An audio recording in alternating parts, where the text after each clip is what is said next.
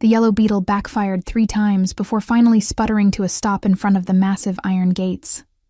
I patted the dashboard affectionately, ignoring the cloud of smoke billowing from the exhaust. This car and I had crossed half the country together, and if she wanted to make a dramatic entrance, who was I to judge? The gates belonged to a mansion that looked like it had been designed by someone with unlimited money and zero sense of humor.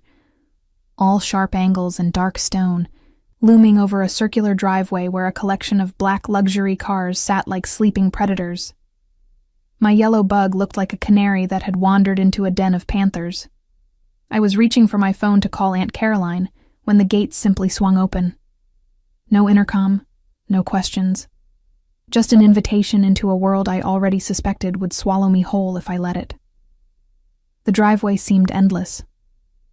I counted 5 security cameras before I stopped counting, each one tracking my noisy progress toward the front entrance. By the time I parked between a Mercedes and what I was pretty sure was a Bentley, I'd already spotted 2 men in dark suits, pretending not to watch me from different corners of the property.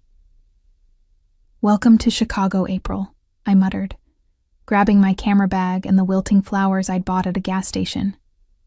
The flowers had seemed like a good idea in Indiana. Now they just looked sad. The front door opened before I could knock. A woman in her early 50s appeared, her face lighting up with genuine warmth that seemed out of place in this fortress.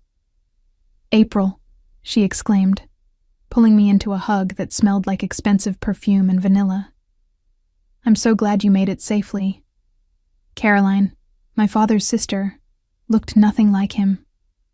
Where he'd been broad and gruff, she was elegant and refined, though her eyes held the same sharp intelligence. "The drive was longer than I expected," I admitted, offering her the flowers with an apologetic smile. "These looked better 6 hours ago." She laughed, accepting them graciously. "They're perfect. Come in, come in. I've been so excited to have you here." The interior of the house was somehow both opulent and cold. Marble floors, crystal chandeliers, artwork that probably cost more than my entire college fund. But it was the silence that struck me most. A house this size should have had sounds, echoes of life. But instead it felt muffled, controlled. "Your uncle had to work late," Caroline explained, leading me through corridors that seemed to multiply. "But he's looking forward to meeting you at dinner. And King should be here soon." King. I'd heard that name exactly 3 times during our phone calls. Always in passing. Always with a slight change in Caroline's tone that I couldn't quite read. Her stepson, roughly my age, and from what little she'd shared, someone who ran their family's business with an iron fist. "Looking forward to it," I lied, following her up a sweeping staircase.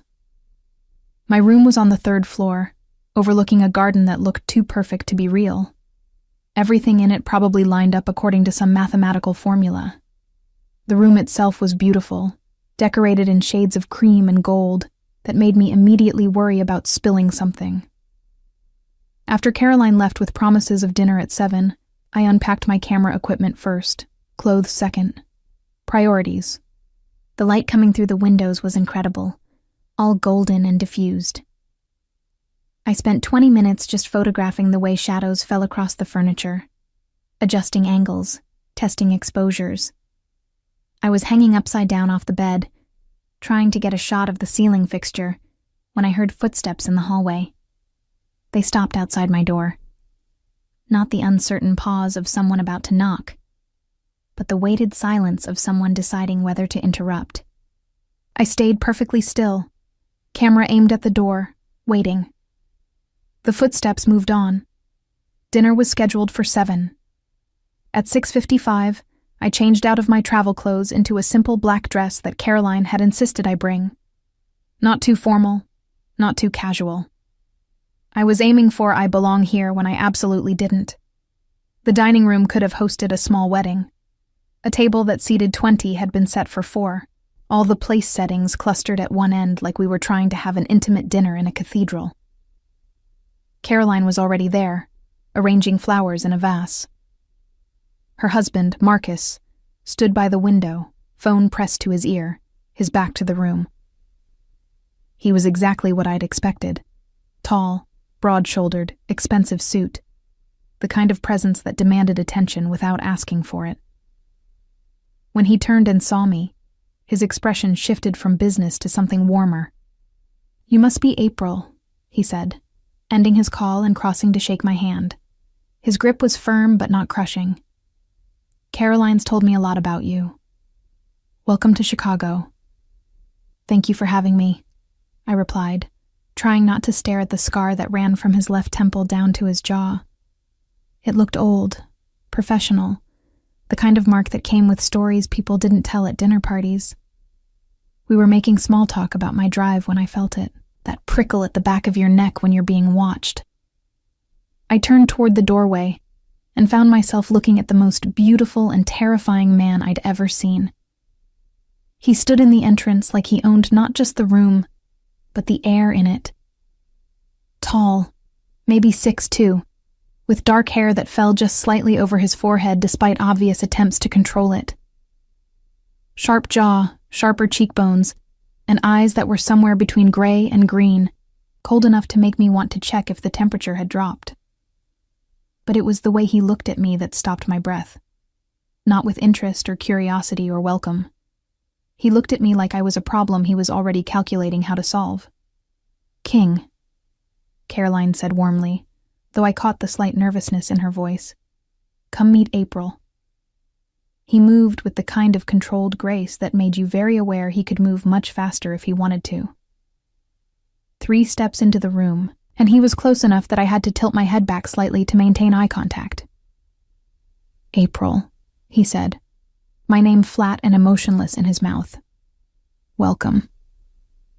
He didn't offer his hand, didn't smile. Just studied me with those cold eyes like he was cataloging every detail for future reference. "Thanks," I managed, refusing to look away first. "I've heard a lot about you." His eyebrow quirked. A fraction of an inch, barely perceptible, but I caught it. "Have you?" Before I could respond, Marcus cleared his throat. "Shall we sit? Dinner's ready." The meal was some kind of elaborate Italian thing that probably had a name I couldn't pronounce. I focused on my food, hyper-aware of King sitting directly across from me. He ate in silence, answering Caroline's questions with monosyllables, his attention seemingly elsewhere. But every time I glanced up, I found him looking at me.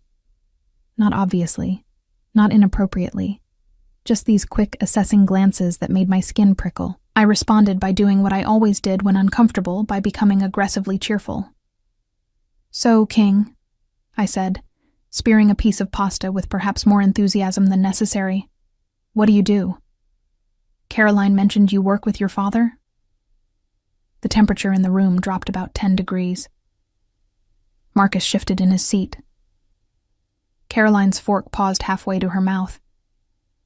And King just looked at me with those dead eyes. "I manage the family business," he said finally. His voice was deep, controlled, each word measured. "Import, export, logistics." "Sounds exciting," I lied. "What do you import?" "Whatever our clients need." The silence that followed was deafening. I'd clearly stepped into something, some conversational minefield that everyone else could see, and I'd just trampled straight through. "April's here to finish her photography degree," Caroline jumped in, her voice bright with forced cheer. "At the Art Institute. She's incredibly talented." King's gaze shifted slightly, landing on the camera bag I'd left by the door. "You bring that everywhere?" "Pretty much," I admitted. "You never know when you'll see something worth capturing." His jaw tightened almost imperceptibly. "I prefer not to be photographed." "Noted," I replied, matching his flat tone. "I only shoot willing subjects." Something flickered in his eyes. Amusement, maybe, or challenge. It was gone too fast to tell. The rest of dinner passed in uncomfortable small talk. Marcus asked about my classes. Caroline wanted to know about my apartment search. I answered automatically while trying to figure out the man across from me. Every time someone mentioned anything remotely personal, His walls went up higher. He volunteered nothing, deflected everything, and made it very clear that he'd rather be anywhere else. As coffee was being served, Marcus's phone buzzed. He glanced at it, frowned, and stood. I need to handle something. King, can you drive April back to her hotel? I can take her, Caroline offered immediately. You have that charity meeting in 20 minutes, Marcus reminded her. King can do it. King's expression didn't change, but I saw his hand tighten around his coffee cup. Sure. 10 minutes later, I was sitting in the passenger seat of a black Audi that was worth more than my entire education, desperately trying to think of something to say to break the suffocating silence. The hotel was downtown, about a 20-minute drive. King drove like he did everything else, with absolute precision and zero wasted movement. His hands on the steering wheel were steady, his eyes focused on the road. He hadn't said a word since we'd left. I lasted 12 minutes. Do you always look like you're planning someone's murder? I asked. Or am I special? His eyes flicked to me briefly before returning to the road. What? Your face. You've been scowling since the moment you saw me. Is it me specifically, or do you hate everyone equally? For a long moment, he said nothing. Then, impossibly, the corner of his mouth twitched. Not quite a smile, but close enough to count as a miracle. I don't hate you. Wow. Such warmth. I'm overwhelmed. This time, he definitely almost smiled. I don't know you well enough to hate you. Give it time, I suggested cheerfully. I'm very easy to hate. I talk too much. I ask inappropriate questions. And I'm told my laugh is annoying. Who told you your laugh was annoying? My ex-boyfriend, right before I threw his Xbox into a lake. Now he did smile. Just barely. Just enough to crack that perfect control. Why'd you throw his Xbox into a lake? Because he cheated on me with my roommate in our apartment while I was at class. The smile faded. His jaw tightened again. What was his name? The question caught me off guard. Why? Just curious. Something in his tone made my stomach flip. It was the same tone he'd used when Marcus mentioned business at dinner. Casual words wrapped around something much sharper. Ancient history, I said quickly. Not worth remembering. We pulled up to the hotel, a modest chain place that was clean and affordable and absolutely nothing like the mansion I'd just left. King put the car in park but didn't turn off the engine. Thank you for the ride, I said, reaching for the door handle. April.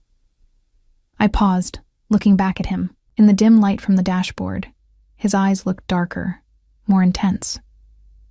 Be careful in this city, he said quietly. It's not what you're used to. I grew up in Detroit, I countered. I think I can handle Chicago. Detroit doesn't have me in it. The words hung in the air between us, weighted with meaning I couldn't quite decipher. Was that a warning or a threat, or something else entirely? Good to know, I managed, pushing the door open. Thanks again for the ride.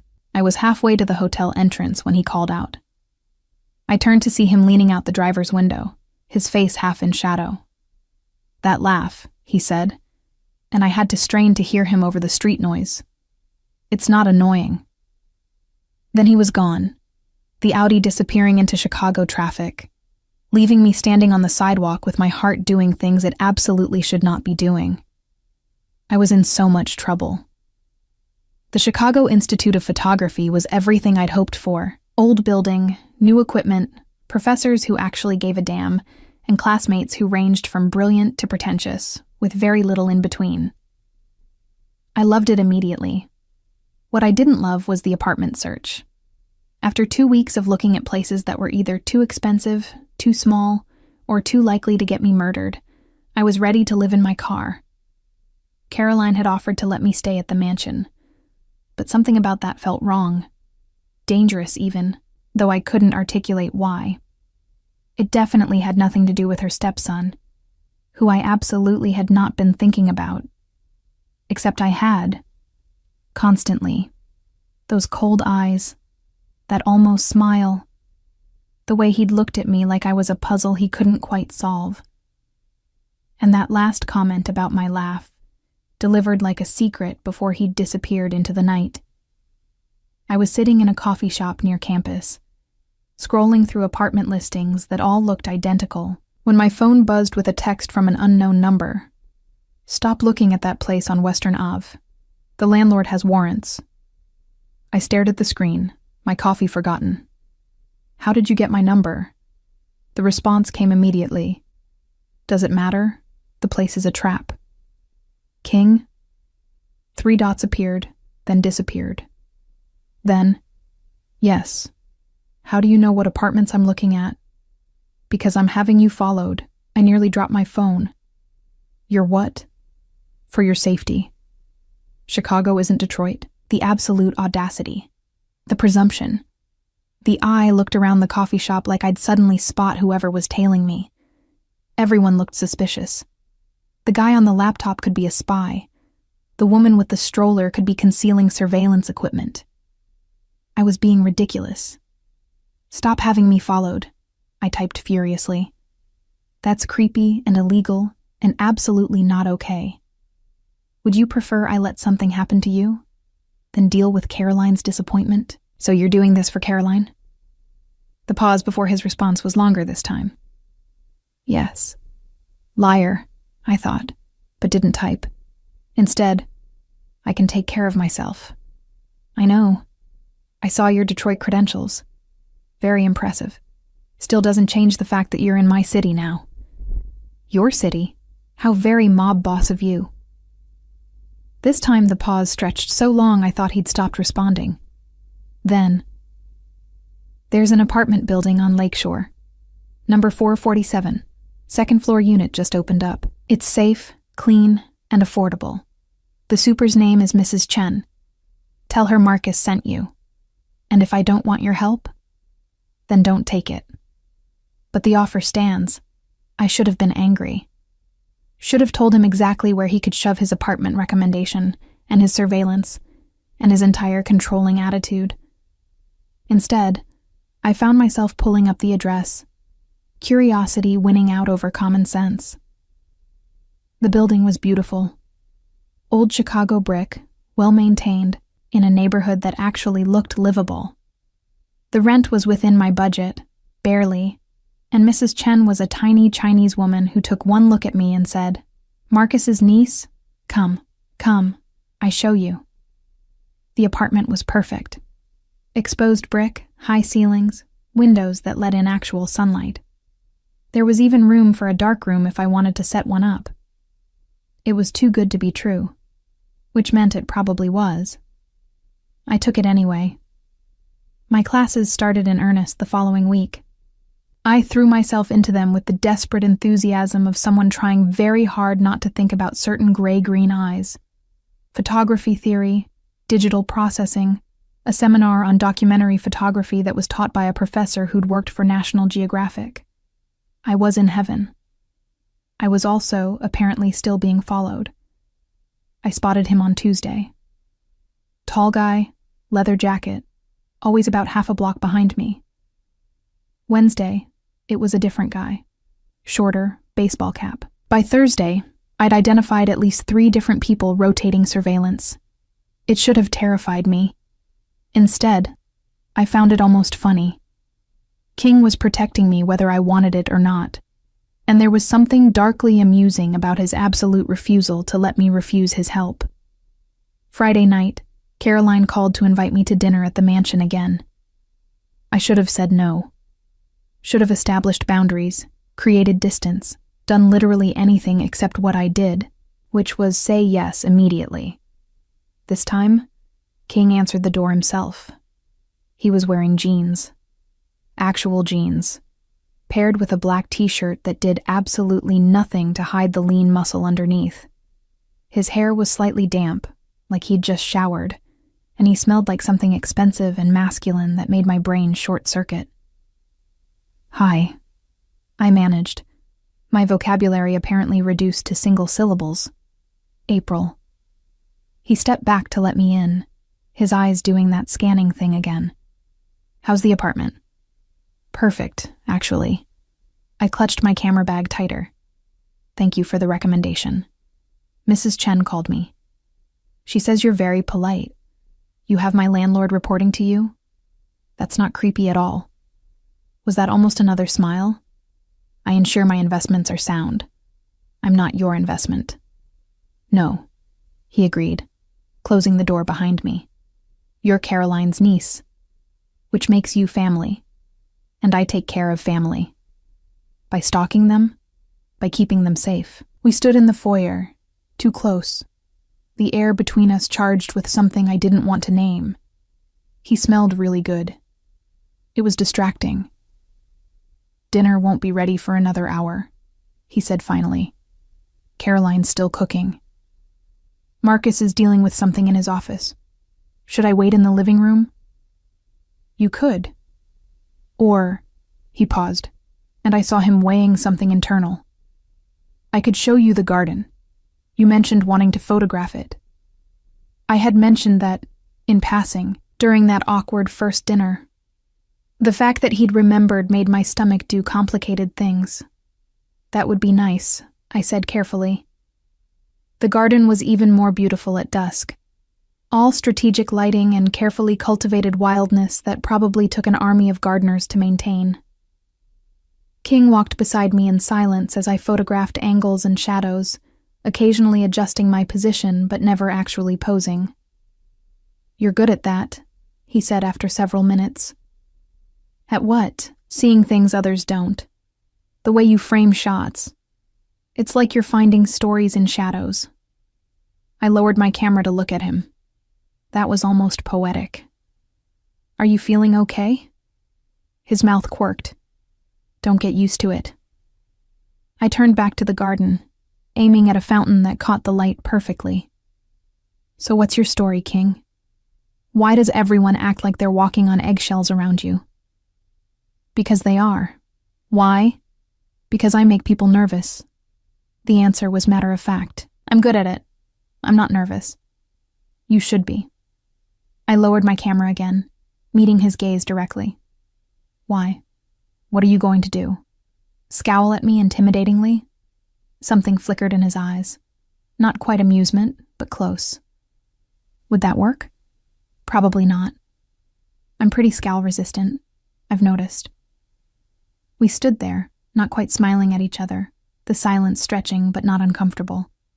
This close I could see flecks of gold in his eyes, could count the individual stubble on his jaw. He really was unfairly attractive. And the way he was looking at me was making it very hard to remember why getting involved with my aunt's stepson was a terrible idea.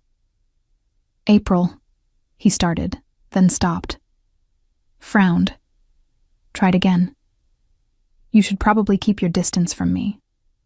Why? Because I'm not. He gestured vaguely. Safe. Nobody interesting is safe. I'm serious. His voice dropped lower, more intense. You don't know what I'm involved in, what my life is like. Then tell me. No. Why not? Because once you know, you can't unknow it.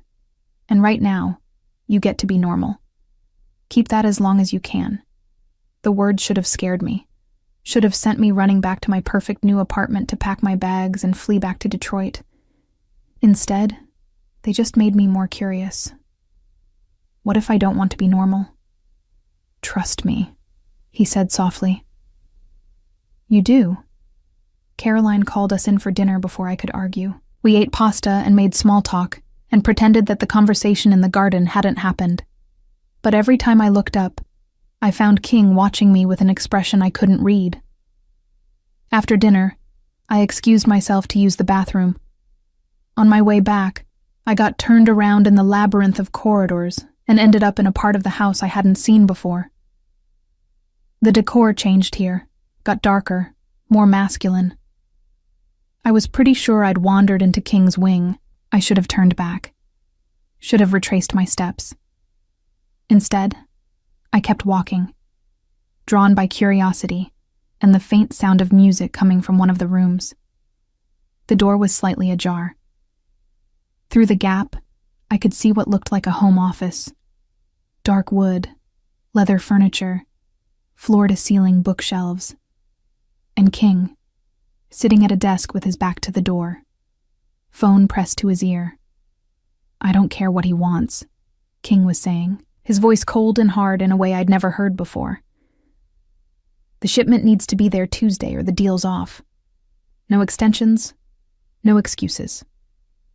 He listened to whoever was on the other end, his free hand curling into a fist on the desk. "Then make him understand," King continued. "Use whatever methods necessary. I don't care if he's scared. That's the point." I backed away slowly, my heart pounding.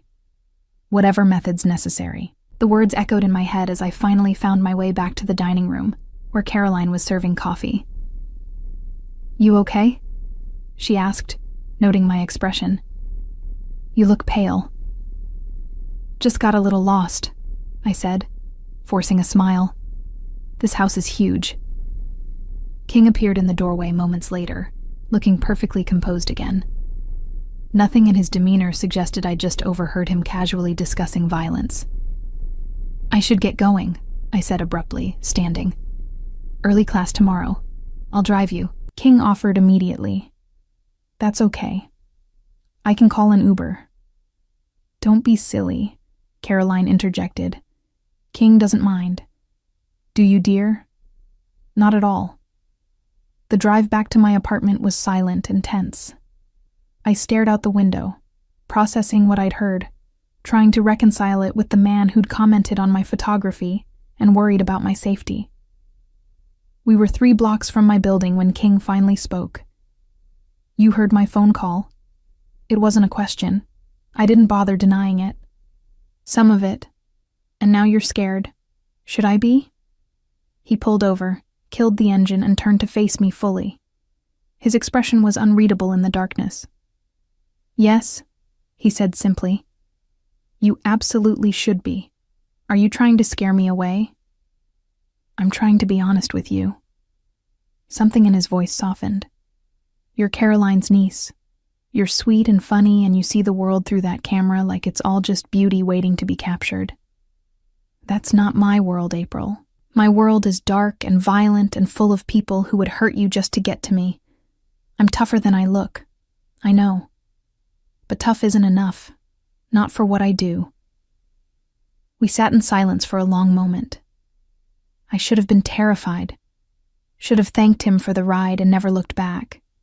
Instead, I found myself reaching for the door handle with strange reluctance. "Thank you for being honest," I said quietly. "April." I paused, looking back at him. "That apartment on Lakeshore," he said. "The one I recommended? It's in a building I own. The security is connected to my system. If anything happens, anything at all, I'll know immediately. You put me in your building, without telling me, for your safety. That's not your decision to make." "No." His eyes met mine, intense and unwavering. But I made it anyway. "Stay angry at me if you want. Just stay safe." I got out of the car without another word, torn between fury and something that felt dangerously like attraction. As I watched him drive away, I realized I'd learned 3 important things tonight. 1. King was definitely involved in something illegal. 2. He thought I was sweet, funny, and saw beauty in the world. And 3. I was absolutely, definitely, completely in trouble. The photography club met every Wednesday at midnight in an old warehouse on the south side. I'd found out about it through a classmate, Emma, who'd promised me it was the best place in Chicago to shoot real, gritty, unfiltered city life. What she'd failed to mention was that the warehouse doubled as an underground club. I realized my mistake the moment I walked in. The main floor had been converted into a space that was half art gallery, half nightclub. Photographs lined the walls, lit by strategic spotlights that created dramatic shadows. But beyond the gallery space was a bar, a dance floor, and enough pulsing music to make my teeth vibrate. "This is amazing," Emma shouted over the bass. Come on, let's get drinks.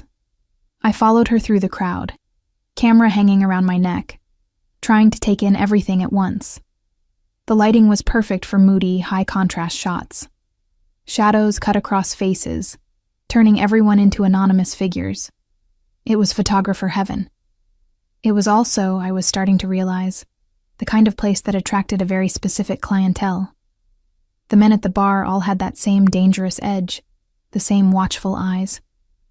The women were beautiful and expensive-looking, and in the back corner, separated from everyone else by an invisible line no one seemed willing to cross, sat a group that made everyone else look tame.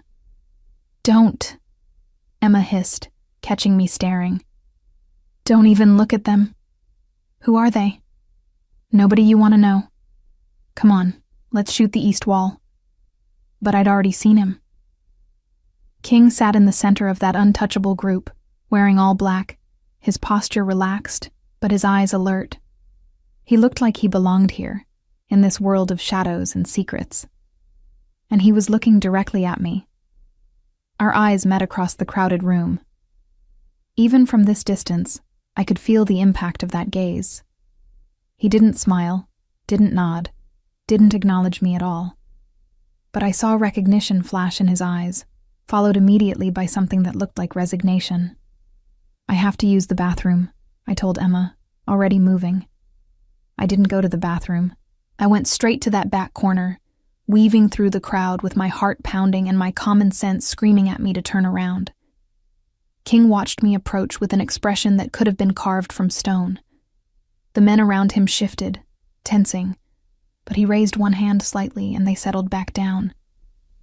"April," he said when I reached the table. His voice was flat, emotionless. "You shouldn't be here." "It's a photography club," I countered. "I'm a photographer. Pretty sure I'm exactly where I should be. This isn't the kind of club Caroline would approve of. Good thing I'm not Caroline." One of the other men snorted with laughter, quickly turning it into a cough when King's gaze shifted to him. The temperature around the table seemed to drop about 10 degrees. "Do you know who I am?" King asked me quietly. "You're my aunt's stepson. You run the family business. You drive a very nice car and you have terrible taste in surveillance teams because I spotted all 3 of them this week." Another snort of laughter, this time from a different man. King's jaw tightened. "You should leave. Now. Or what? You'll have me escorted out? Call my aunt? Send one of your guys to follow me home?" I crossed my arms. "I'm here to take photos, not bother you. Pretend I don't exist. You're good at that." Something dangerous flashed in his eyes. "I've never pretended you don't exist. Could have fooled me." We stared at each other, the music pounding around us, neither willing to back down. God, he was attractive when he was angry. His jaw was tight, his eyes intense, and there was an energy rolling off him that made my skin tingle. "Fine," he said finally.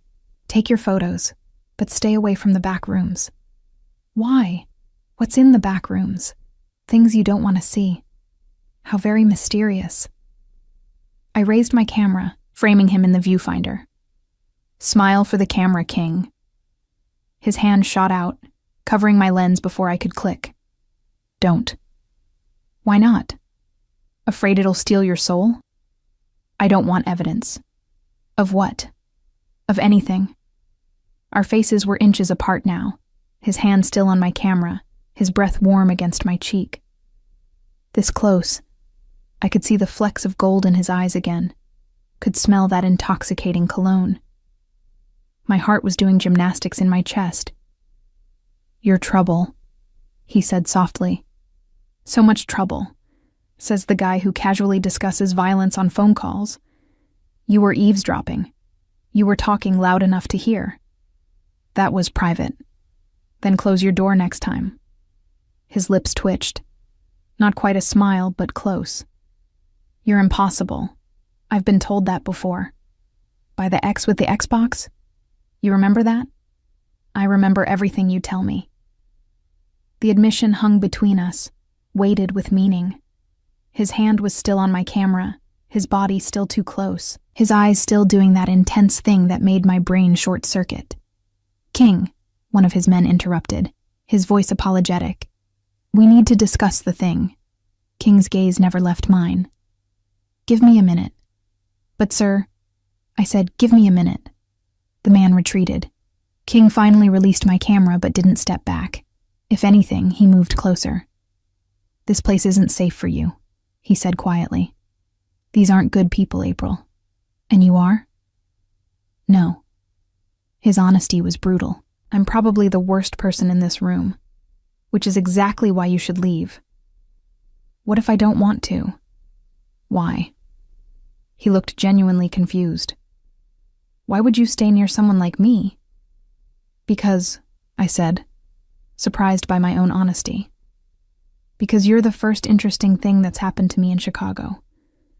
Because you look at me like I'm a puzzle you can't solve.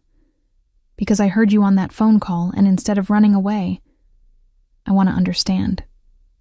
Because what? Because when you're around, I feel more alive than I have in years."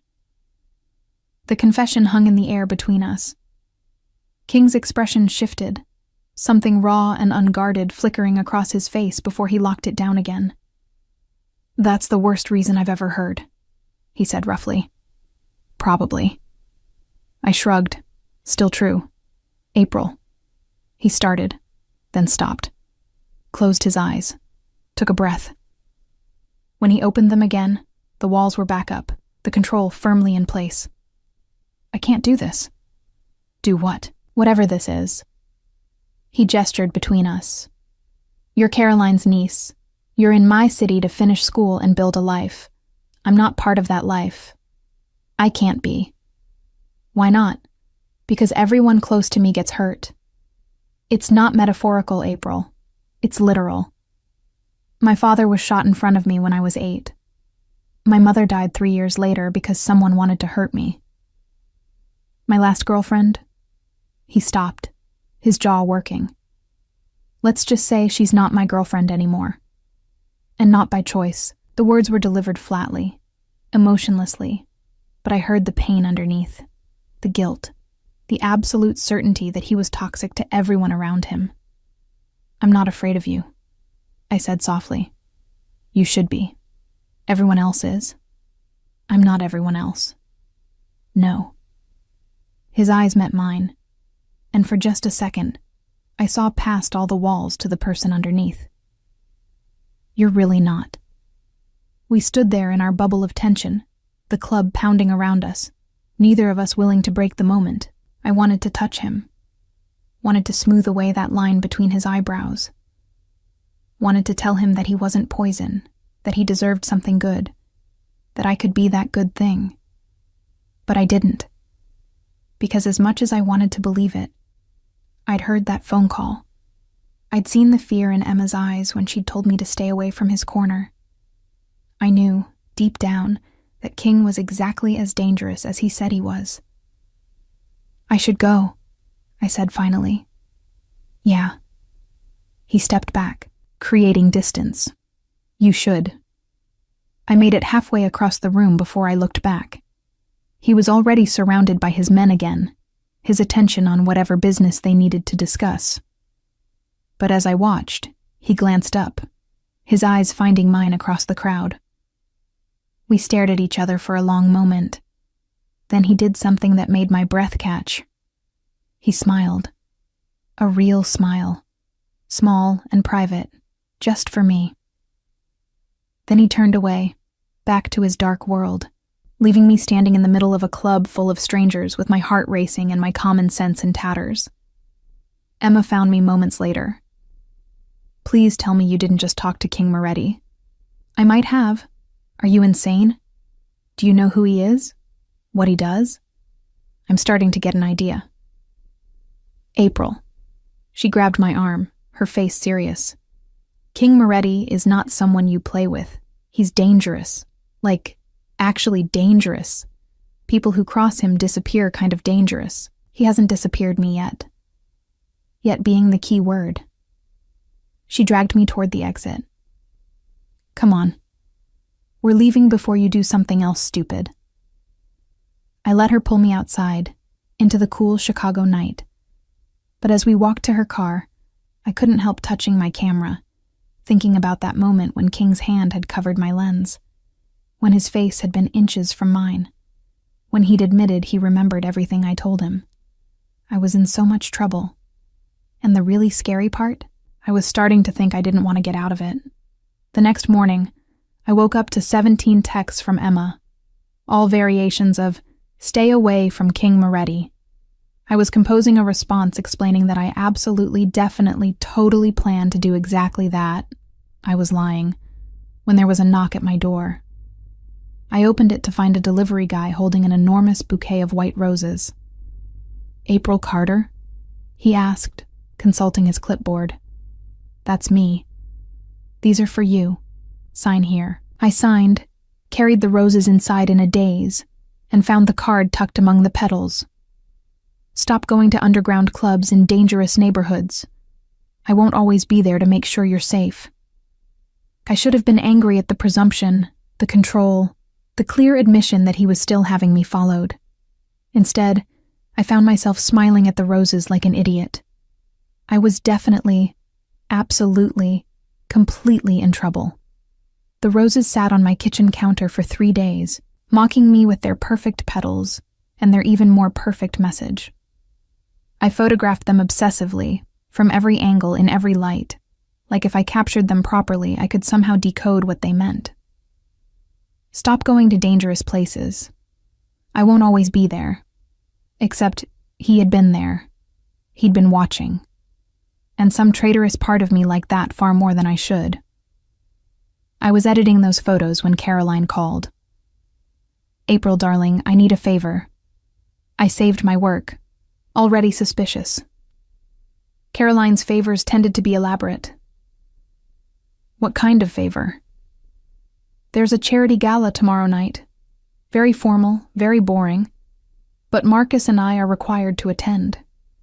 King was supposed to bring someone, but his date canceled last minute, and I thought perhaps you might—" "Absolutely not. It would just be as a family friend," she continued, as if I hadn't spoken. "Nothing romantic. Just so he doesn't have to field questions all night about why he's alone. You'd be doing him a favor. Caroline. And there will be incredible photo opportunities. Some of Chicago's most influential people will be there. Think of it as networking." She knew exactly which buttons to push.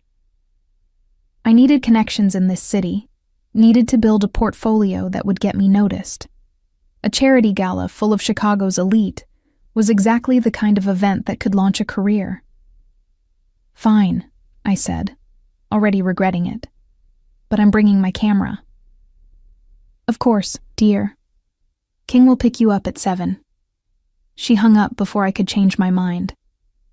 The next evening, I stood in front of my closet in my underwear, staring at the 3 dresses I owned that could possibly qualify as formal.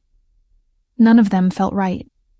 Too casual, too cheap, too obviously not designed for a world where people owned buildings and had people followed for their own safety. I was contemplating just wearing all black and claiming I was going for an artistic look when someone knocked on my door. "If that's another delivery, I swear—" I yanked the door open, then froze. King stood in my hallway wearing a tuxedo that probably cost more than my car. His hair was styled back, his jaw clean-shaven, and he looked like he'd stepped out of a cologne advertisement designed to make women forget their own names. "You're early," I managed, very aware that I was standing there in a bra and underwear. His eyes traveled down, then back up, his expression carefully neutral except for a slight tightening around his mouth. "So I see." We stood there for a long, awkward moment. I should have been embarrassed, should have slammed the door and gotten dressed.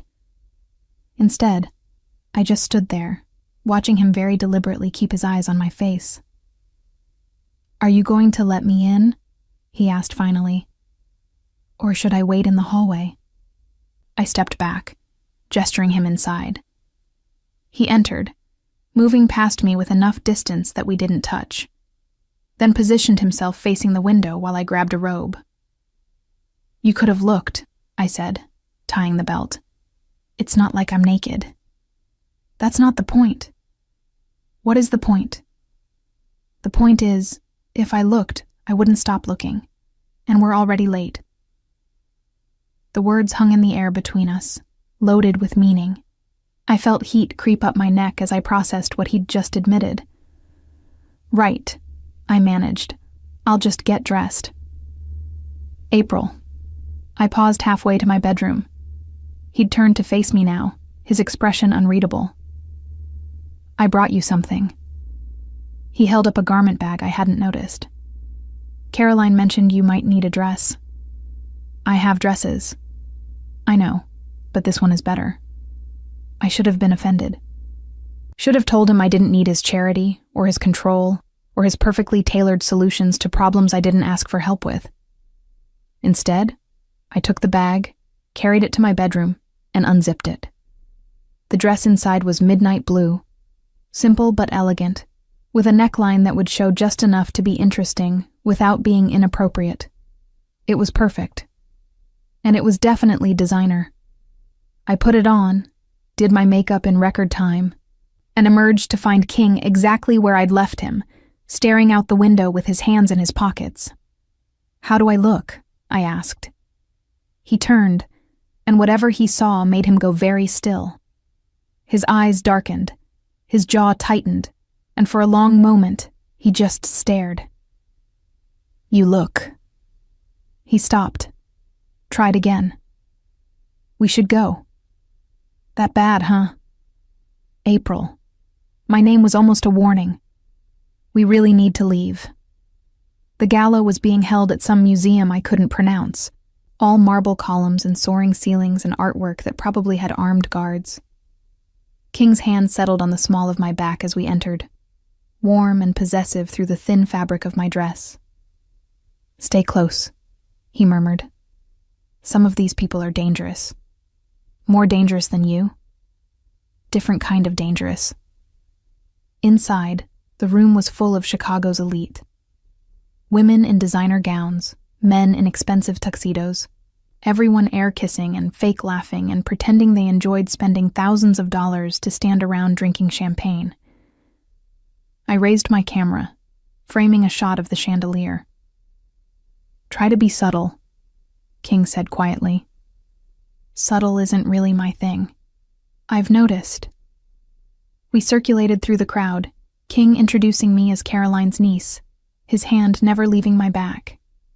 I noticed the way people looked at us, the quick calculations in their eyes. They were trying to figure out what I was to him, and I wasn't sure I knew the answer myself. "King!" A woman in red materialized beside us, all white teeth and predatory eyes. "I didn't expect to see you here, and with such lovely company." "Rebecca." King's voice was flat. "April, this is Rebecca Vaughn. Rebecca. April Carter." "Carter," Rebecca repeated, her eyes sharp. "Any relation to the Detroit Carters?" "Just the poor ones," I said cheerfully. She laughed, but it didn't reach her eyes. "How refreshing. King so rarely brings anyone to these events. You must be special." "Or available," I countered. "His actual date canceled." King's hand tightened on my back. Rebecca's smile sharpened. "Well, enjoy your evening," she said, already turning away. "I'm sure we'll be seeing more of you." "She seems nice," I said once she was gone. "She's not." I gathered that. "What does she do?" "Nothing you need to worry about."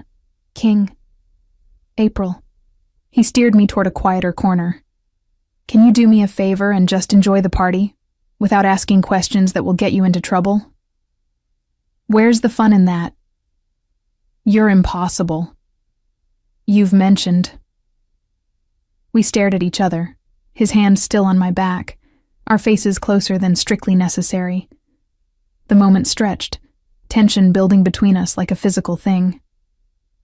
"I need a drink," he said abruptly, stepping back. "Stay here." He disappeared into the crowd, leaving me standing alone. I raised my camera, capturing candid shots of the room, a couple arguing in whispers. A man on his phone, his face tense. A woman laughing too loud at something that clearly wasn't funny. "You're very good at that." I turned to find a man watching me, probably late 20s, expensively dressed, with the kind of smile that set off alarm bells. At what? Seeing what people don't want you to see. He gestured to my camera. "Most photographers at these events take flattering shots. You're documenting reality." "Reality is more interesting than flattery." "I agree." He extended his hand. David Chen.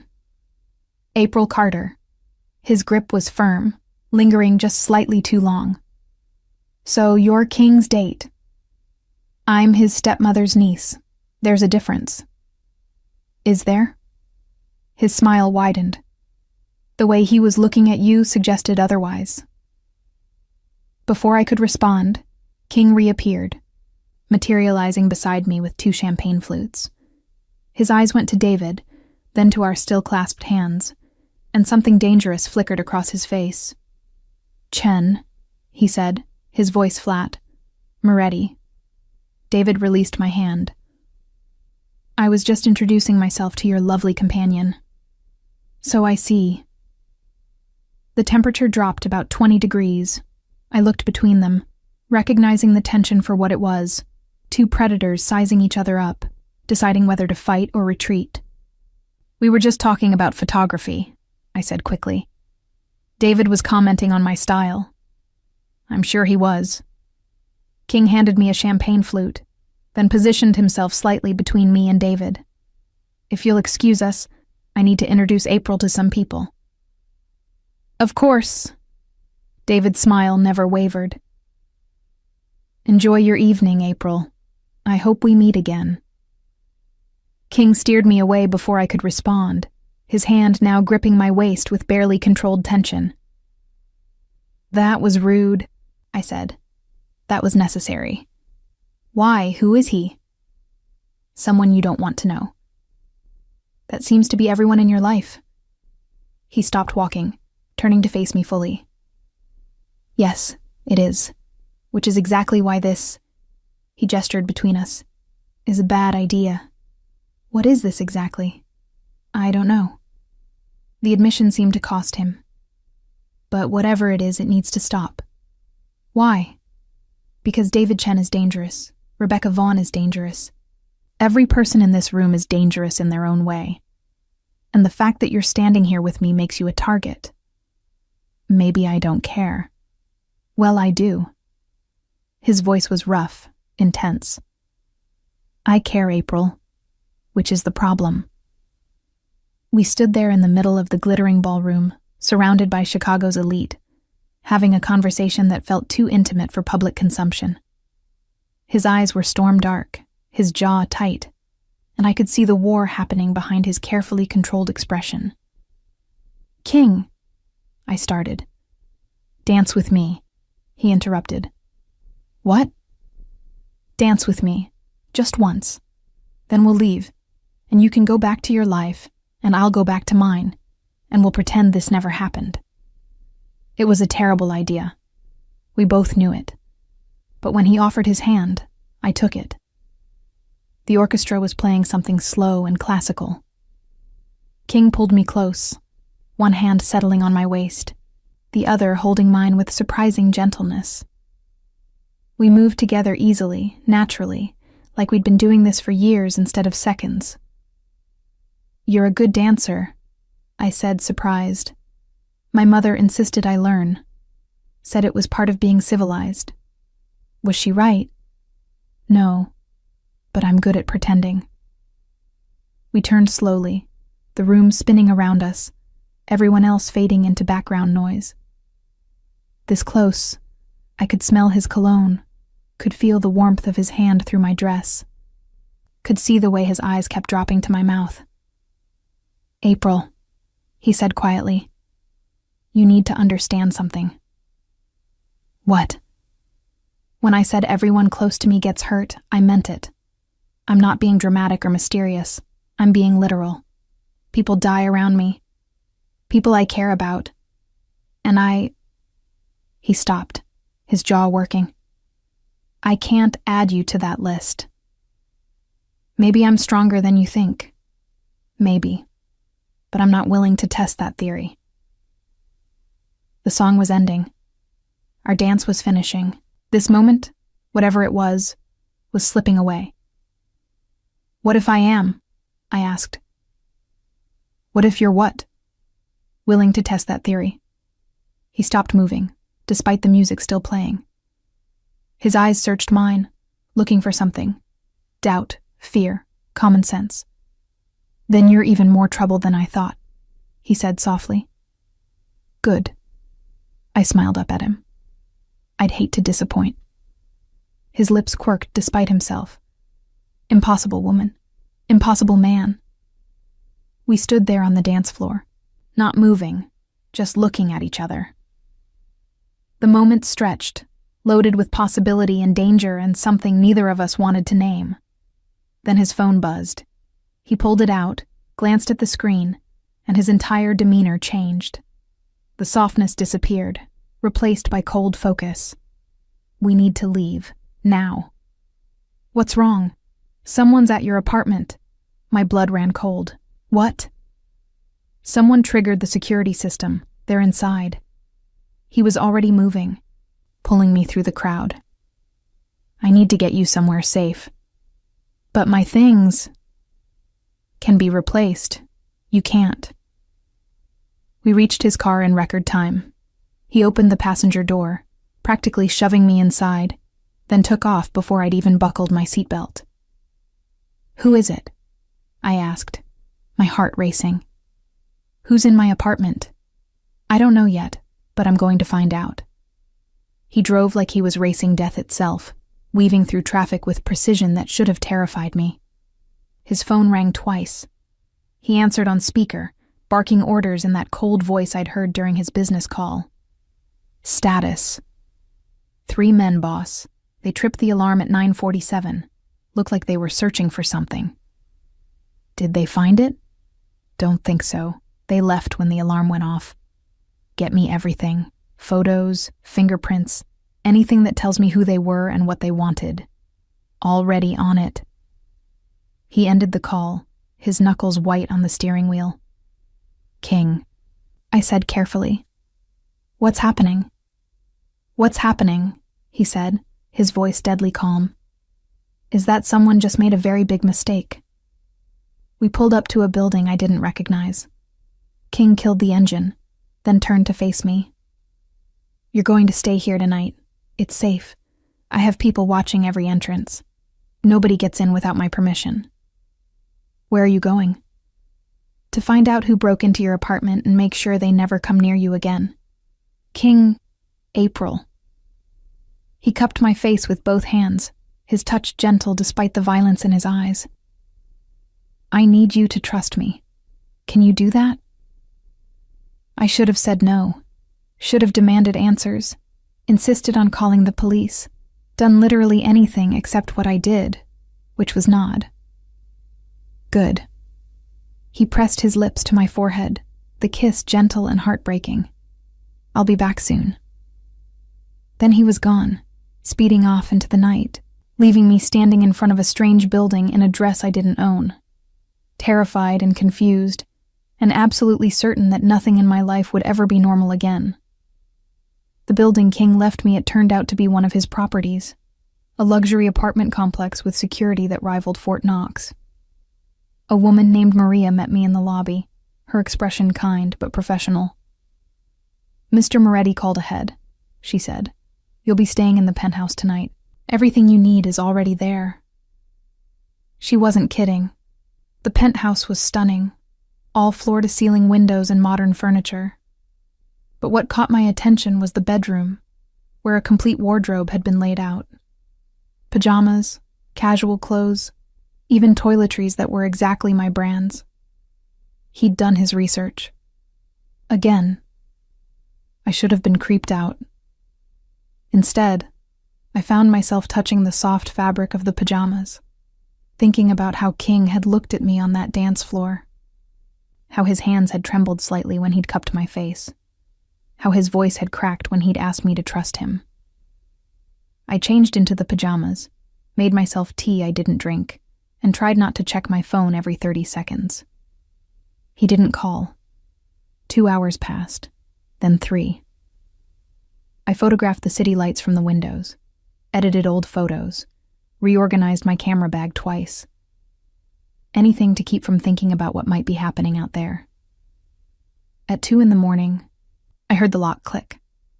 I grabbed the first weapon I could find, a table lamp, and positioned myself behind the door. April. King's voice, exhausted and rough. It's me. Don't attack me with furniture. I lowered the lamp as he entered, and my breath caught. He looked wrecked. His tuxedo jacket was gone, his shirt untucked and bloodstained, his knuckles raw and swollen. Oh my God, I breathed. What happened? It's not my blood. He moved past me, heading straight for the bathroom. Most of it, anyway. I followed, watching as he stripped off his shirt and turned on the sink. The muscles in his back were defined, perfect, except for the fresh bruises already forming along his ribs. King. I found them. He scrubbed at his knuckles, the water running pink. The men who broke into your apartment. And they won't be breaking into anywhere else. Ever. The implication hung in the air. I should have been horrified. Should have demanded details, called the police, done something. Instead, I just grabbed a first aid kit from under the sink. Sit, I ordered. April, sit down, now. Something in my tone made him comply. He sank onto the closed toilet seat, watching as I dampened a cloth and began cleaning the worst of the damage. This is going to sting, I warned. I can handle it. He didn't flinch as I worked, didn't make a sound even when I knew it had to hurt. Up close, I could see more damage, a cut above his eyebrow, another along his jaw. His face was a battlefield. Why did they break in? I asked quietly, dabbing antiseptic on his knuckles. They were looking for your camera. My hands stilled. My camera? Why? Because you photographed something you shouldn't have, at that club last week. I thought back, trying to remember what I'd shot. Shadows, lights, anonymous figures in the darkness. I didn't photograph anything specific. Just the space. You photographed a man in the corner. Dark coat, scar on his neck. Remember? I did remember. I'd thought he looked interesting, compositionally speaking. Who was he? Someone who doesn't like being documented. Someone who thought you were working for a rival organization. Working for, I'm a photography student. They didn't know that. All they knew was that you showed up at a club where he was conducting business, took his picture, and left with me. His eyes met mine. They thought you were my spy. The full weight of that crashed over me. So they came after me because of you. Yes. And you. What? Beat them up? Killed them? His silence was answer enough. Oh God. I sank back against the sink, the first aid supplies forgotten. King, you can't just... People can't just... In my world, they can. His voice was flat. Those men came to your apartment with the intention of hurting you, of making you tell them things you didn't know. They would have tortured you, April. And when they realized you had nothing to give them, they would have killed you anyway. So yes, I handled it. And I'd do it again. We stared at each other. The bathroom suddenly too small, too intimate. His chest was bare, marked with violence I didn't want to examine too closely. My hands were shaking with adrenaline and fear, and something else I couldn't name. You're insane, I whispered. Probably. This world you live in, it's actually insane. I know. I should run. I should pack up and leave Chicago and never look back. Yes. His eyes were dark, intense. You absolutely should. But I'm not going to. Something shifted in his expression. Why not? Because, I said, stepping closer. Because you just risked everything to keep me safe. Because you're sitting here letting me clean your wounds like it's normal. Because despite everything, despite all the danger and violence and absolute insanity, I trust you. You shouldn't. I know. I moved between his legs, close enough to feel the heat radiating off his skin. But I do anyway. His hands came up, hovering near my waist but not quite touching. April, if I touch you right now, I'm not going to stop. Good. I leaned in, my lips inches from his. I don't want you to stop. For a long moment, we just stayed there, breathing the same air, teetering on the edge of something we both knew was dangerous. His eyes dropped to my mouth, his pupils dilating, his control visibly fraying.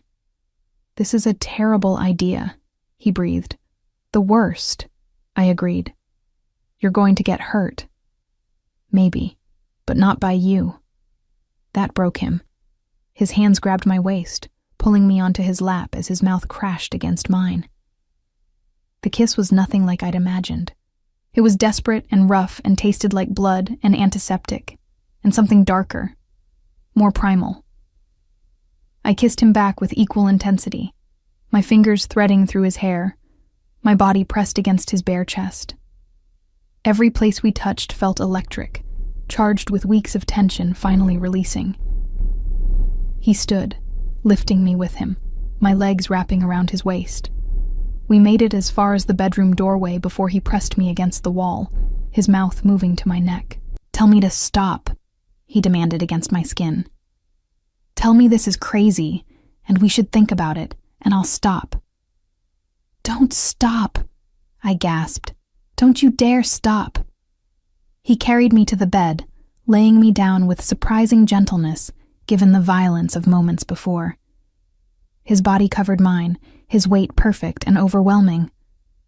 Then his phone rang. He ignored it. It rang again. And again. King, I said breathlessly. You should... I don't care. It might be important.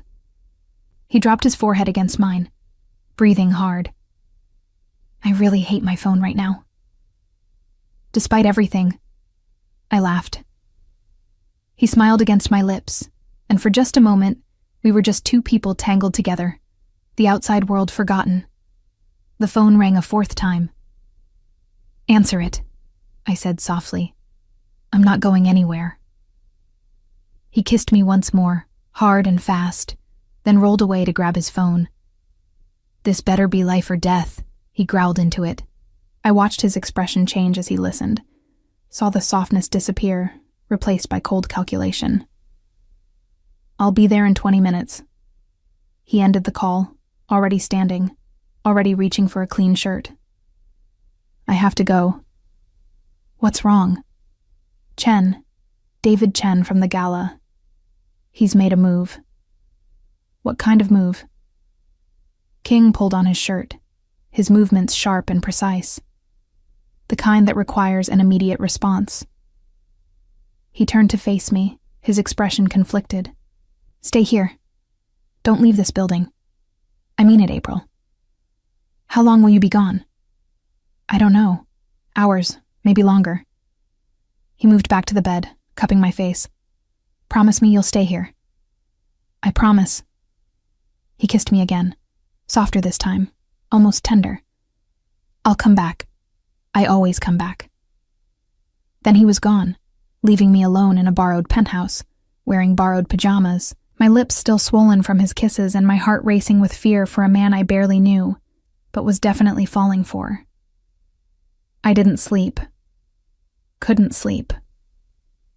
Instead, I paced the penthouse, took photos of the city at sunrise, and tried not to imagine all the horrible things that could be happening. King finally returned at 8 a.m, looking exhausted but uninjured. It's handled, was all he said. What's handled? Chen won't be a problem anymore. Did you? No, he read my mind. He's alive, just significantly less interested in whatever information he thought you had. I should have asked more questions, should have demanded details. Instead, I just pulled him into a hug, pressing my face against his chest. I was worried, I admitted. His arms came around me, holding tight. I'm sorry. Don't be sorry. Just don't die. I'll try my best. We stood there for a long moment, neither of us wanting to move. Finally, he pulled back, his hand coming up to trace my jaw. I need to tell you something, he said quietly. Okay. The reason David Chen thought you had information, the reason those men broke into your apartment, it's because I've been careless. I've been seen with you too many times. People are starting to think you're important to me. Am I? The question escaped before I could stop it. Important to you? His eyes met mine, vulnerable in a way I'd never seen. Yes, which is exactly the problem. Why is that a problem? Because being important to me makes you a target.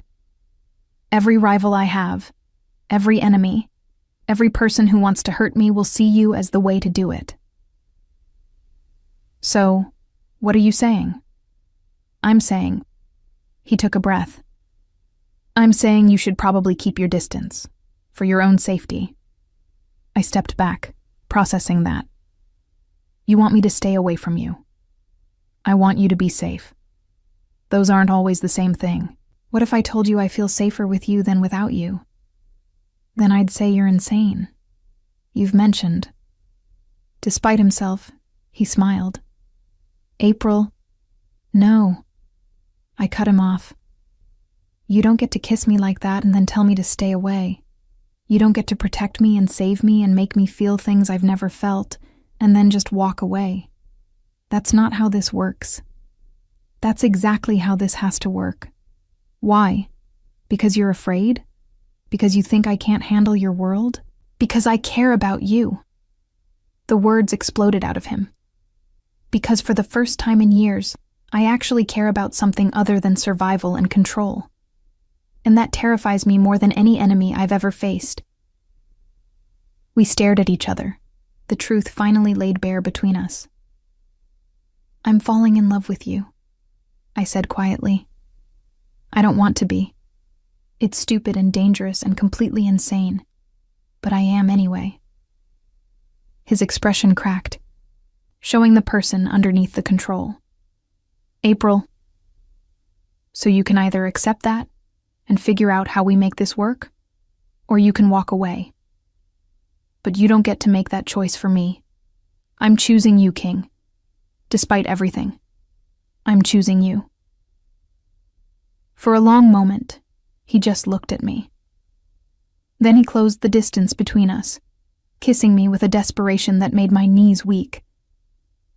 You're going to be the death of me, he murmured against my lips. Probably, I agreed. But what a way to go. Life with King was nothing like I'd imagined.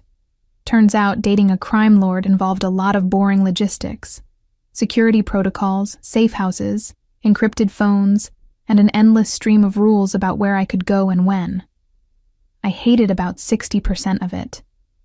The other 40% involved King showing up at my apartment at midnight with takeout, falling asleep on my couch while I edited photos, and having conversations about everything except his work.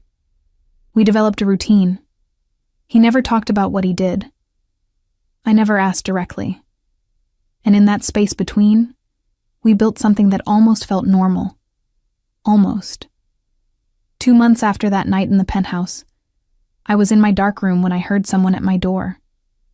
Not a knock, but the distinct sound of a lock being picked. I grabbed my phone, texting King as I'd been trained. Then I grabbed the nearest weapon, a metal tripod, and waited. The door opened. A man entered, gun drawn, eyes scanning the room. He didn't see me until the tripod connected with the side of his head. He went down hard.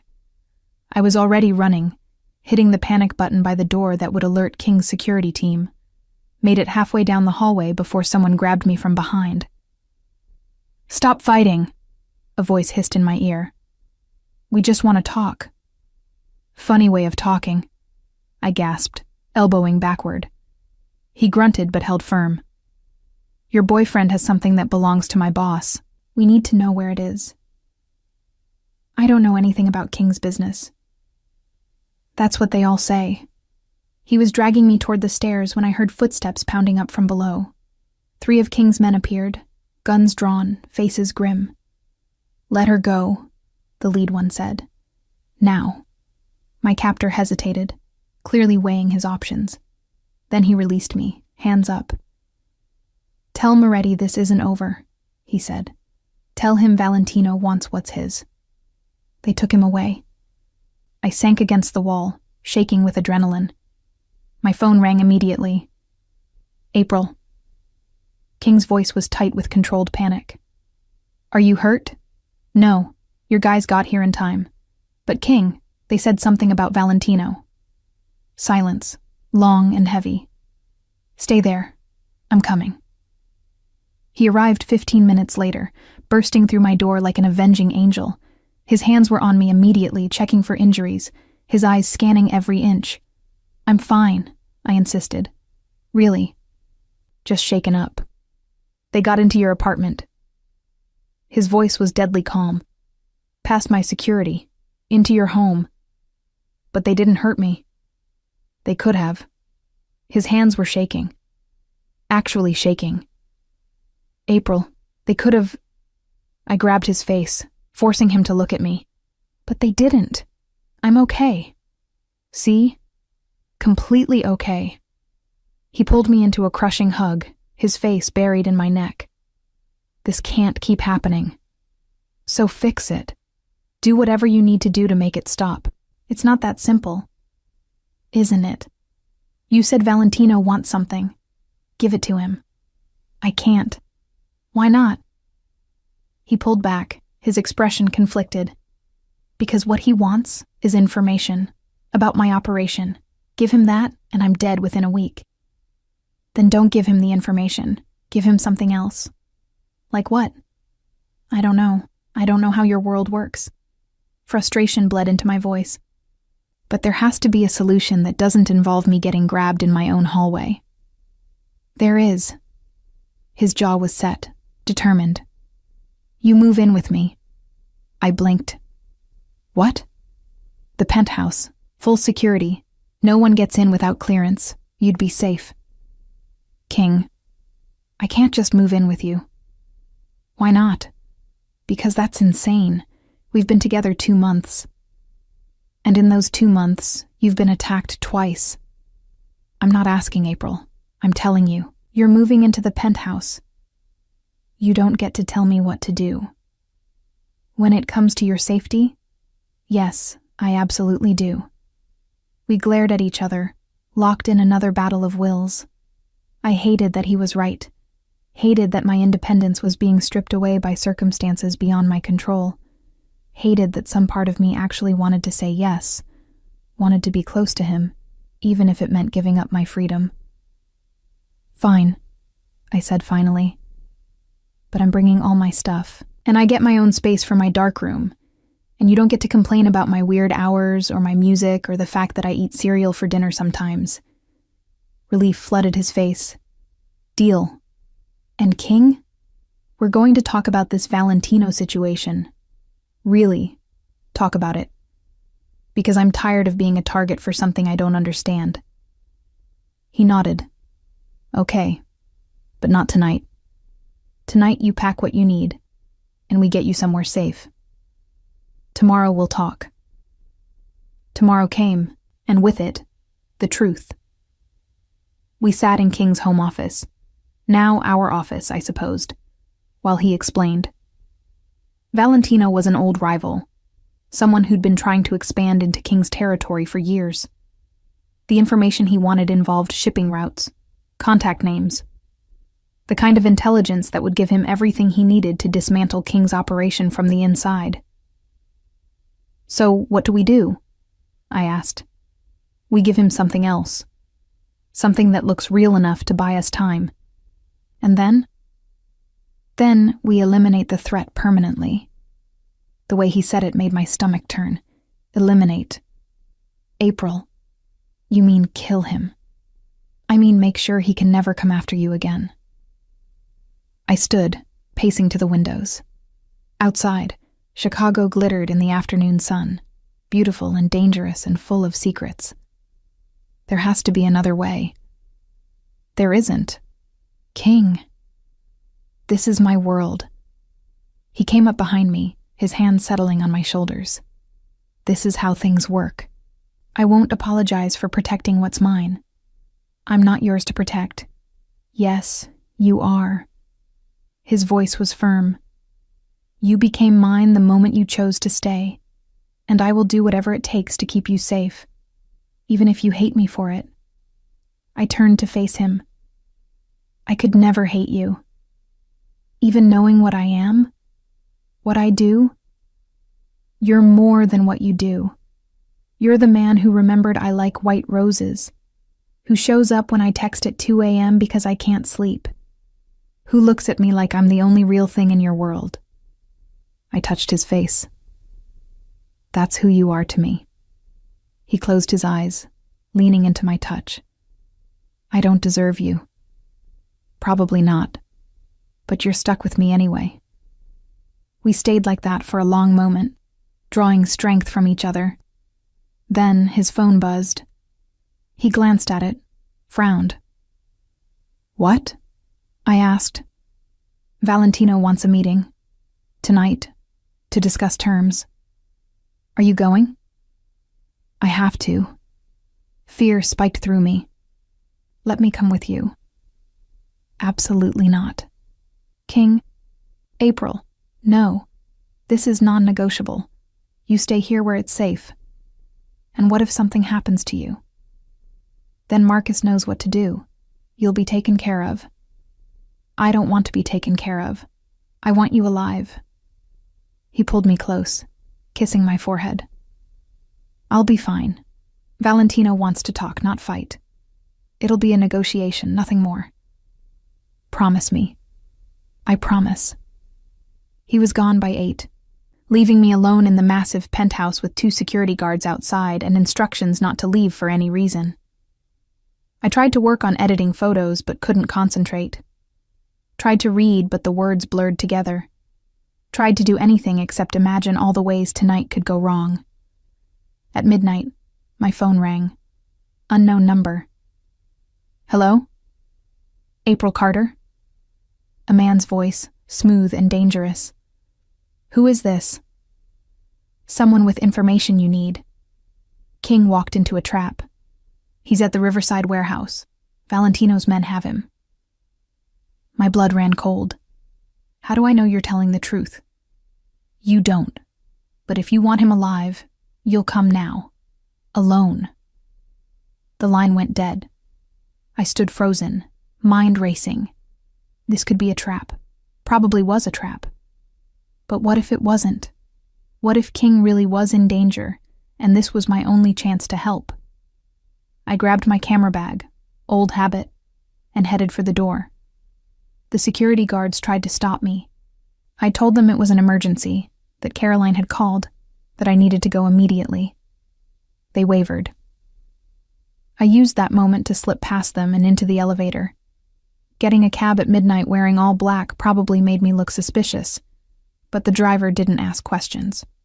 The warehouse was on the outskirts of the city, in an industrial area that looked abandoned. The cab dropped me off at the corner. I paid, waited until he drove away, then approached the warehouse on foot. The front door was unlocked. Inside, the space was cavernous and dark, lit only by moonlight filtering through broken windows. I could hear voices deeper in, echoing off the walls. I moved closer, staying in the shadows, my camera clutched like a talisman. Through a doorway, I could see them. King was tied to a chair, his face bloodied but his eyes alert. Valentino stood in front of him, flanked by 4 men with guns. They were talking, but I was too far away to hear. I should have called the police, should have called King's men, should have done literally anything except what I did, which was raise my camera and start documenting. Flash off, silent shutter. I captured everything. Valentino's face, his men, the weapons, the evidence that would put them away for years if it ever made it to the right people. I was so focused on shooting that I didn't hear the footsteps behind me until it was too late. Found a little spy, someone said. Grabbing my arm, they dragged me into the main room. King's eyes went wide with horror when he saw me. April, he breathed. No, what are you? She came to save you, Valentino interrupted, his voice amused. How touching. The photographer and the crime lord. It's almost romantic. Let her go, King demanded. This is between us. But she's part of it now. She's seen too much. Shot too much, from what my man tells me. Valentino gestured, and someone ripped the camera from my hands. Don't, I started, but it was too late. They were already scrolling through the photos, seeing everything I'd captured. Interesting, Valentino mused. Very interesting. These might actually be worth something. To the police, or to your rivals, King. I wonder what they'd pay for evidence of your activities. Those photos don't show anything about me, King said, his voice deadly calm. Just you, your men, your weapons. If anything, she just documented evidence against you. Valentino's expression darkened. Then perhaps neither of you leaves here tonight. The temperature in the room dropped. I felt the man holding me tense, his grip tightening. King's eyes met mine across the space, and I saw fear there. Real fear. Not for himself, but for me.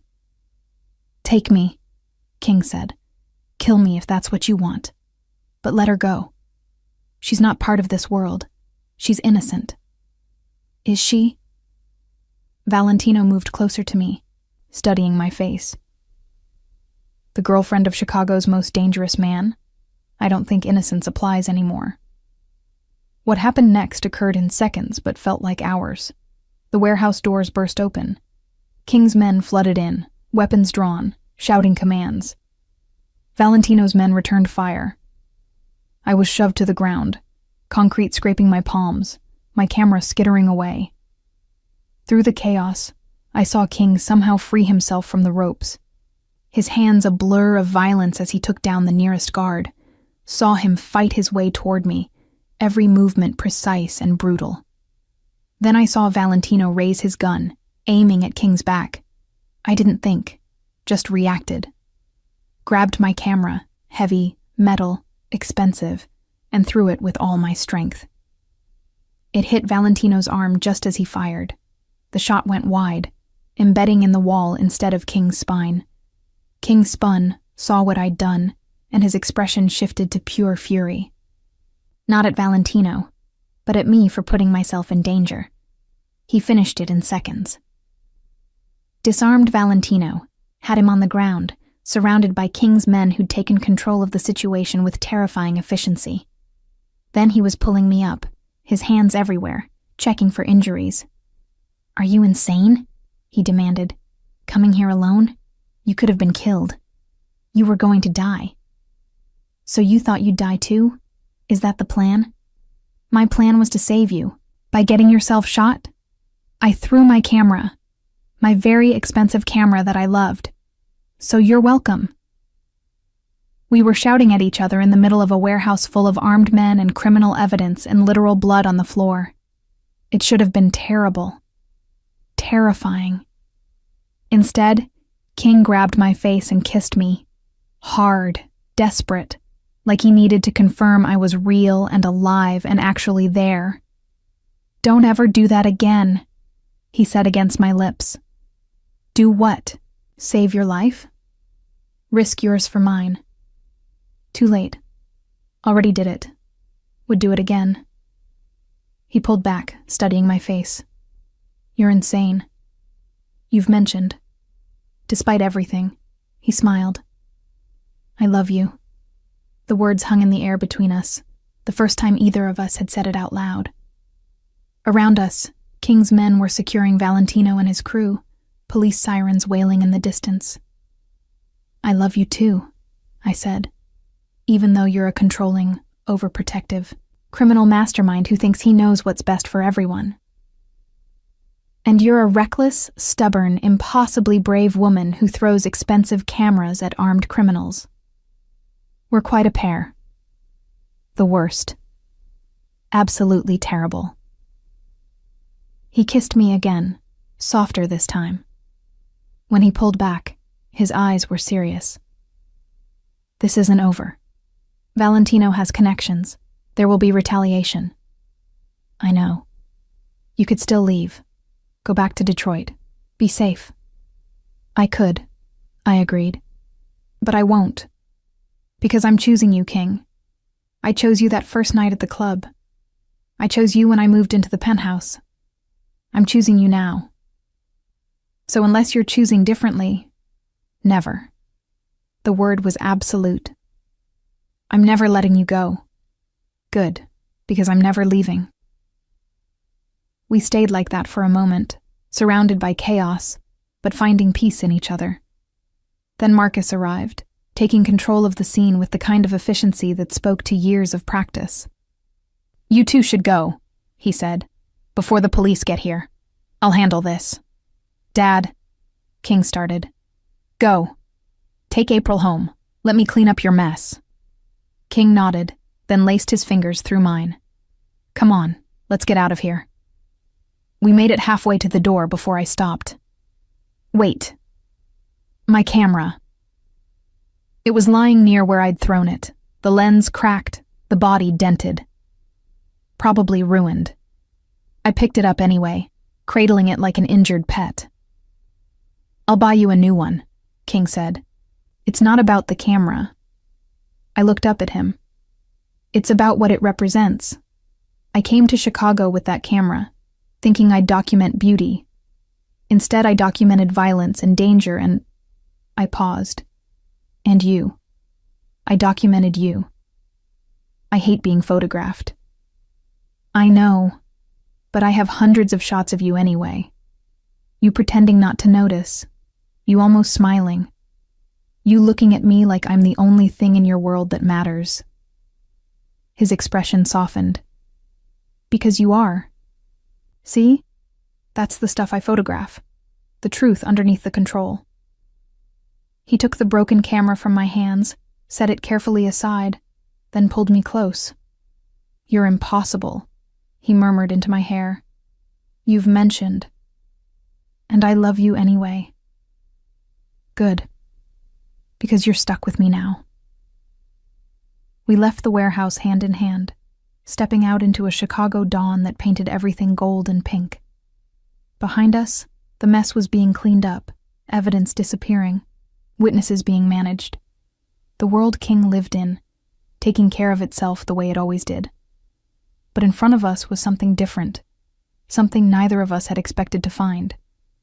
A future built not on violence or fear or control, but on choice, on trust, on two impossible people finding each other against all odds and deciding to stay. So what now? I asked as we reached his car. Now? He smiled, the real smile I'd only seen a handful of times. Now we go home. We sleep for about 12 hours, and then we figure out how to live a life where you're a photographer and I'm a criminal, and somehow we make that work. Sounds complicated. Everything about us is complicated. True. I kissed him quickly. But what's life without a little danger? Says the woman who just threw a camera at a mob boss. Technically, you're also a mob boss, so it's very on brand for me. He laughed, the sound genuine and free. Get in the car, Trouble. Is that my nickname now? Trouble? Among others. Care to share? Not until we're safely home and you can't throw anything else at me. I slid into the passenger seat, watching as he rounded the car to the driver's side. The sun was fully up now. Chicago waking up around us, completely unaware that somewhere in a warehouse, a crime lord and a photographer had just saved each other's lives.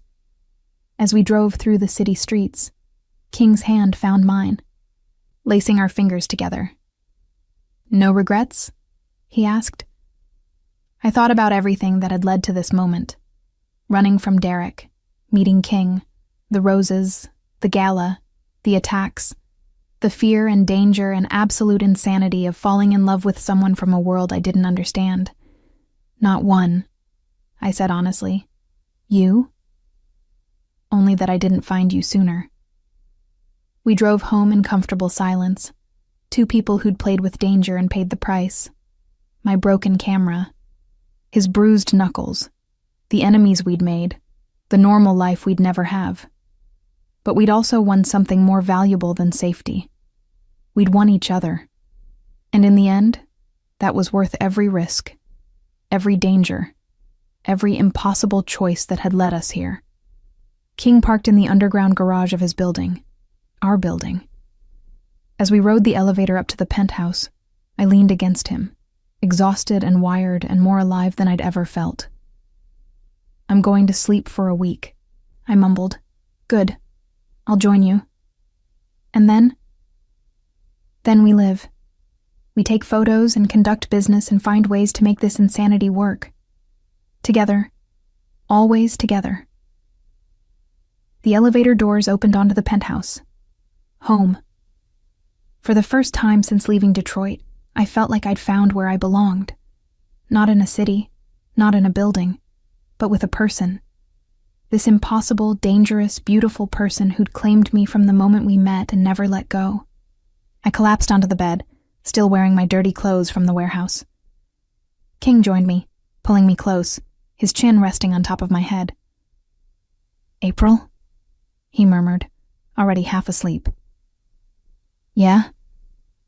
"Don't ever change. Even though I'm trouble? Especially because you're trouble." I smiled, closing my eyes. Outside, Chicago hummed with life. Inside, in this moment, we were safe.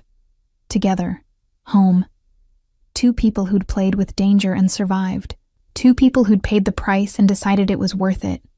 Two people who'd found each other in the darkness and chosen to stay. And maybe, just maybe, that was the happiest ending we could have hoped for.